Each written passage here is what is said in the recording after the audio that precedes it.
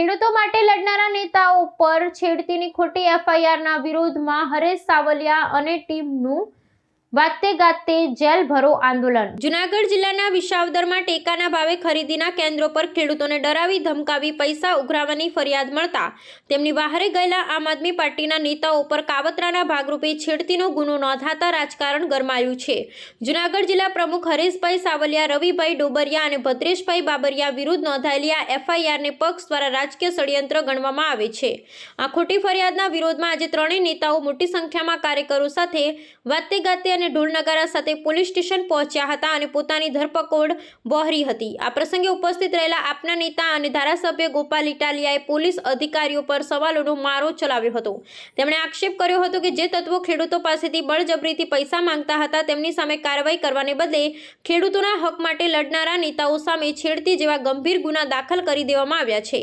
ઇટાલિયાએ ભાજપ સરકાર પર પ્રહાર કરતા જણાવ્યું કે ગુજરાતમાં જ પણ ખેડૂતોના હિત માટે અવાજ ઉઠાવે છે તેમને ભાજપ સરકાર પકડીને જેલમાં નાખે છે, પરંતુ અમે આવી ધમકીઓથી ડરવાના નથી। આ ઘટનાને પગલે વિસાવદર પોલીસ મથક બહાર મોટી સંખ્યામાં ખેડૂતો અને કાર્યકરો ઉમટી પડ્યા હતા। આપ નેતાઓએ જણાવ્યું હતું કે સત્તાના જોરે અવાજ દબાવવાનો આ પ્રયાસ સફળ નહીં થાય અને તેઓ ન્યાય માટે કાયદાકીય લડત ચાલુ રાખશે।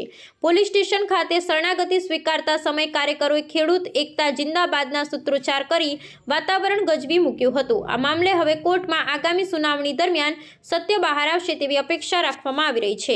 વગર તપાસે છેડતી કેવી રીતે દાખલ થઈ? તમે જોઈ છેડતી?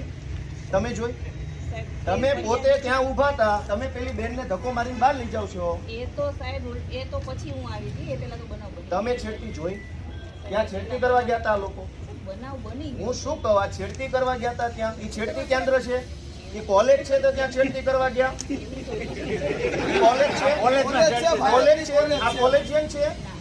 તો ટેકાના ભાવની ખરીદી કરનારા લોકો ખેડૂત પાસેથી પૈસા માંગે છે, એના માટે થઈને કોઈએ એમને જાણ કરી, તો આનું શું છે? એક મિનિટ, તમે એમ કહો જ્યાં રજૂઆત કરવાની ના કરો।